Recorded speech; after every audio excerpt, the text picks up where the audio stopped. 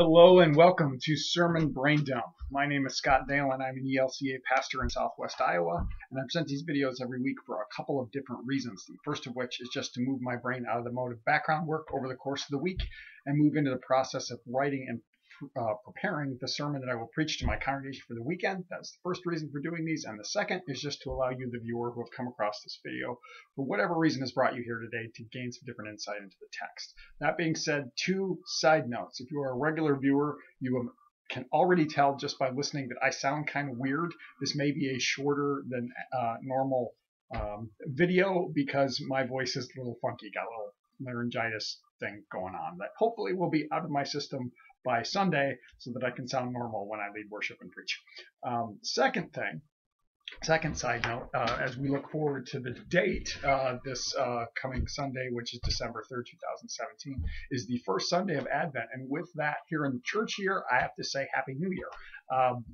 Advent kicks off the new church year, the liturgical year we call it.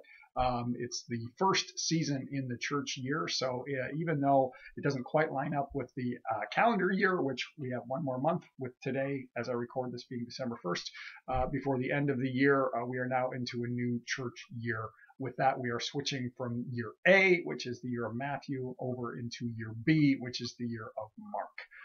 So now we'll see a shift in our gospel text away from Matthew to Mark predominantly, though with Mark being a shorter gospel than either Matthew or Luke, we get a lot more John mixed in too. So that's just kind of a side note. With that, a few thoughts before I dive here into Mark. If you have been hearing recent videos, I was off last week, but the ones previously to that, towards the end of the season of Pentecost, we begin to look into the apocalyptic text, excuse me, as Jesus is speaking to his disciples about the end times and kind of what they can expect, excuse me, or more so to answer the question of what should we look for to know that this is going to happen.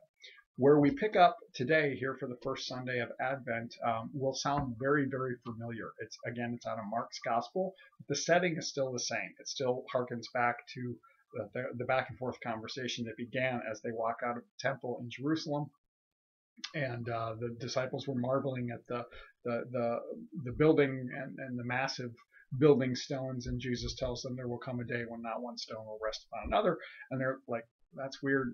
Jesus, when will be a sign that this will happen? And that kicks off this apocalyptic thing. Chapter 13 of Mark's Gospel is known as the Little Apocalypse.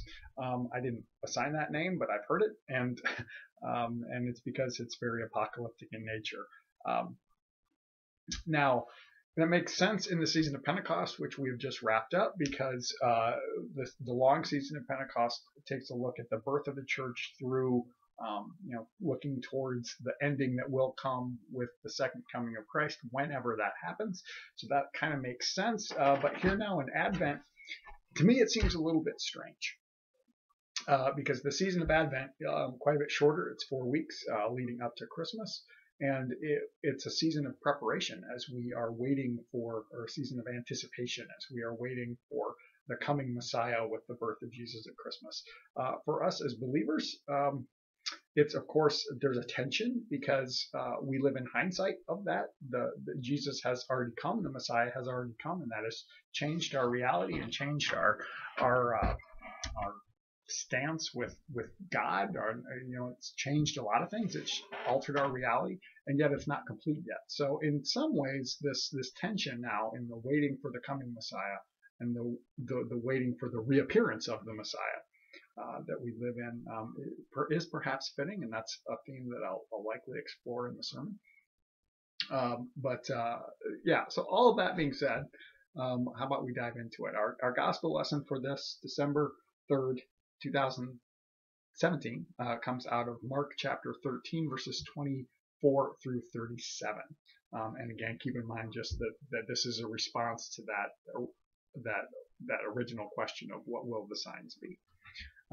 Jesus says, "But in those days after the suffering, the sun will be darkened, and the moon will not give its light, and the stars will be falling from the heaven, and the powers of the heavens will be shaken." Little side note, those right there, those are references to Old Testament prophecies coming kind of from a mix. A lot of it's coming out of a Daniel. There's also some Isaiah and some Joel in there too. But those are he's quoting Old Testament prophecies. Then they will see the Son of Man coming in clouds with great power and glory. Then he will send out the angels and gather his elect from the four winds, from the ends of the earth to the ends of heaven. From the fig tree learn its lesson. As soon as its branches become tender and put forth its leaves, you know that summer is near. So also, when you see these things taking place, you know that he is near at the very gates. Truly I tell you, this generation will not pass away until all these things have taken place. Heaven and earth will pass away, but my words will not pass away.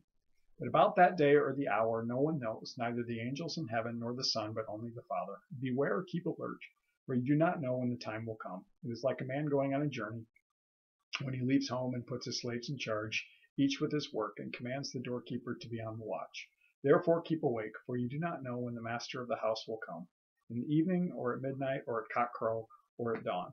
Or else he may find you asleep when he comes suddenly. And what I say to you, I say to all, keep awake. All right, so that's the passage. Now, here in Mark, that ends this passage, and then we fast forward a couple more days, and because the setting of all of this is during the final week of Jesus' life before his crucifixion, so this is kind of the final teaching until things are now a go, and the events really begin to take place. So this reading kind of includes several different little micro passages within it. Something that really became evident to me in my work with it this week. There's like 4 different little sub portions of this that can almost be divided out into separate things. But one of the big things, the big theme that I'm really pondering on is keeping in mind the history about when Jesus is speaking, when Mark's gospel is recorded, and what we can extrapolate from that. And so keep in mind, again, and I know I've said it a couple of times, this is in response to the disciples asking, essentially, when will we know that that the temple will be destroyed and that all of the stuff that you predicted is going to happen?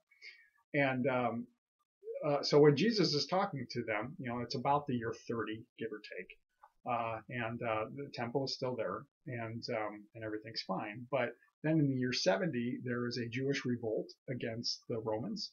And the Romans come in and raise Holy Cain in the city of Jerusalem, and they destroy the temple. They utterly raze the temple to the ground, and there's never been a temple since then. So it's thought then that Mark's considered to be the oldest of the 4 Gospels in the Scripture, and most scholars believe that Mark was recorded after the destruction of the temple. And so very likely the original audience of Mark's gospel would already know that the temple has been destroyed, that this has already happened. Now, why is that important? Keep in mind, for the Jewish people, the temple was the center of their culture. Jerusalem as a city was their capital, but also the center of their culture, and their faith, their religious life is tied inexplicably, that word didn't come out, is tied completely in with the rest of their life. Their life of faith is, and their culture and their political situation. All of that is very, very, very strongly intermingled to a way that perhaps we don't recognize here in the U.S. with our separation of church and state and everything that comes along with that. But it's tied very, very closely together. And so for them, the temple is the place where God is. The Holy of Holies, that's the inner room behind the temple curtain. That's where God dwells. That's where the Ark of the Covenant would have been, the Ark where they had carried the 10 Commandments, although the Ark had been lost between the destruction of the first temple and the second temple. But that's where God is. And so to approach God, you come to the temple. The temple is where God dwelled among his people. And so for the temple to be destroyed, this is earth-shattering for them. This is one of those situations where perhaps we encounter and your entire existence is affected, and you kind of wonder, how do we go on from this? And that's important to recognize, especially, again, and I'm going to come back around to this tension that we find ourselves now here in Advent as we look forward to celebrating the coming Messiah at Christmas.